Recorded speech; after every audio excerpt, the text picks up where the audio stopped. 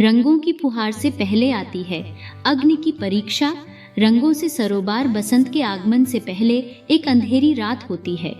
होलिका दहन की कहानी अधर्म पर धर्म की विजय का त्योहार है। होली सिर्फ अलाव जलाने का त्योहार नहीं, बल्कि बुराई पर अच्छाई की विजय का प्रतीक है। होलिका के जलने की रात हमें सीख देती है कि भक्ति और सत्य की रक्षा भगवान स्वयं करते हैं। होलिका दहन के अलावा हम अपनी बुराइयां, अहंकार और ईर्ष्या को भी होलिका की अग्नि में जलाते हैं।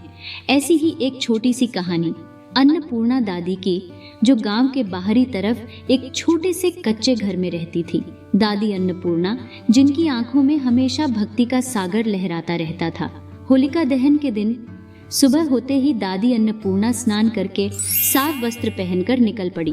उनके हाथों में तुलसी की माला और एक थाली थी, जिसमें गोबर के उपले, आम की पत्तियां और लाजवन गुड़ रखा हुआ था। गांव में बाहर जाते हुए रास्ते में बच्चों की टोलियां रंग गुलाल खेल रही थीं। जाती हुई दादी को बच्चों ने देखा। दादी, ओ अन्नपूर्णा दादी, आओ हमारे साथ रंग खेलो। नहीं बच्चों, बाद में, मैं अभी पूजा करने जा रही हूँ। कौन सी पूजा करने जा रही हो दादी? तुम जो होली खेल रहे हो, ये त्योहार मना रहे हो, बताओ क्यों मना रहे हो? हमें क्या पता दादी, आप ही बता दीजिए कि हम ये त्योहार क्यों मनाते हैं। कहानी सुनोगे? हाँ दादी।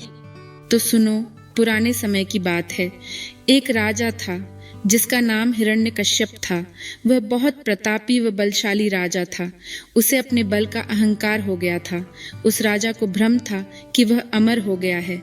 उसने अपने पुत्र प्रहलाद को, जो भगवान विष्णु का परम भक्त था, उसे आदेश दिया कि तुम आज से विष्णु की भक्ति को छोड़कर मेरी भक्ति करोगे और मेरा ही पूजन करोगे।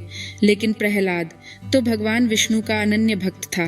वह किसी और को नहीं, सिर्फ भगवान विष्णु को ही अपना ईश्वर मानता था, जिससे हिरण्यकश्यप गुस्से से आग बबूला हो गया और उसने प्रहलाद को मारने के लिए कई प्रयास किए। कौन से प्रयास किए दादी? क्या कोई पापा भी इतने कठोर हो सकते हैं?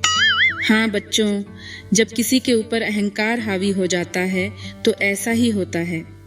तो क्या उसके पापा ने प्रहलाद को मार दिया? नहीं बच्चों, ऐसा नहीं हुआ। सुनो, जब प्रहलाद को पहाड़ से फेंका गया, सांप से डसाया गया, पानी में डुबोया, फिर भी उसे कुछ नहीं हुआ, तो उसके पिता की एक राक्षसी बहन थी जिसका नाम होलिका था। उसे वरदान था कि होलिका को आग नहीं जला सकती है।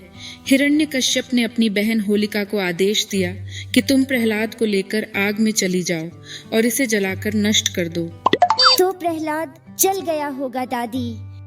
नहीं बच्चों, जिसकी रक्षा स्वयं भगवान करते हैं, उसका एक बाल भी बांका नहीं हो सकता। तो फिर क्या हुआ दादी, जल्दी बताओ ना। होलिका अपने भतीजे प्रहलाद को लेकर अग्नि से दहकती हुई लकड़ियों के बीच ले गई और अपनी गोद में उसे बिठा लिया। अरे बाप रे, फिर क्या हुआ? फिर प्रहलाद ने अपने भगवान विष्णु को याद किया और लगातार उनका स्मरण करता रहा। धीरे धीरे आग की लपटें तेज हुई और धीरे धीरे होलिका उस अहंकार की ज्वाला में जलने लगी। भक्त प्रहलाद को तो स्वयं भगवान विष्णु ने बचा लिया, लेकिन उस आग में खुद होलिका जलकर राख हो गई। फिर क्या हुआ दादी?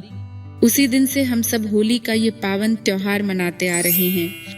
लेकिन रंग क्यों लगाते हैं दादी? होलिका दहन का मतलब है कि बुराई पर अच्छाई की जीत। यह ज्वाला हमें याद दिलाती है कि हमें अपने अंदर के अहंकार, क्रोध, लोभ और मोह आदि बुराइयों को जलाना है। तभी हमारे जीवन में होली जैसे खुशियों के रंग भर सकते हैं। इसलिए यह रंग हमारे लिए प्रेम और भक्ति का प्रतीक बन गए। ठीक कहा दादी आपने। काली अंधेरी रात के बाद ये रंग हमारे जीवन में खुशियां लाते हैं। बहुत अच्छे समझे बच्चों। ठीक है, अब मैं चलती हूँ। कहाँ जा रही हो दादी? आओ सब मेरे साथ। सब बच्चे दादी अन्नपूर्णा के साथ चल पड़े।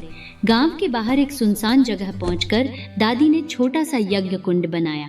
फिर मंत्र उच्चारण करते हुए उसमें उपले रखे और आम की पत्तियों से आहुति डाली और उनकी आवाज गूंजी। हे अग्निदेव, इस पवित्र अग्नि में हम अपने अंदर की बुराई, अहंकार, ईर्ष्या और क्रोध का नाश करते हैं और सच्चाई के प्रकाश का आह्वान करते हैं। अब दादी ने गोबर के उपलों में गुड़ डाला और धीरे से फूका तो उपले धधक उठे। सामने सूखी घास रखी थी जिसे दादी ने धीरे से अग्नि में डाला तो आग और तेज हो गई। तभी दादी बोली, हम सब अपने अंदर के अहंकार और बुराई को जलाकर प्रेम और सत्य के प्रकाश को जगाए। हमारे अंदर की नेगेटिविटी को जलाकर शुद्ध मन से त्योहार मनाएं। कुछ देर बाद अग्नि शांत होने लगी तो दादी अन्नपूर्णा ने उसमें से जलते हुए कोयले निकाले और अपने गांव के पास तुलसी के पौधे के निकट बनाई गई होलिका में रख दिए। होलिका के धीरे धीरे जलने का शोर गांव में साफ सुनाई देने लगा। इस प्रकार ढोल की गूंज और भजन की धुन के बीच यह पवित्र अग्नि हमें अंदर से शुद्ध करती है। अगले दिन पूरा गांव रंगों से नहा गया और रंगों से होली खेलते समय हम सब भेदभाव भुलाकर एक दूसरे के संग प्रेम और खुशी का रंग भरते हैं।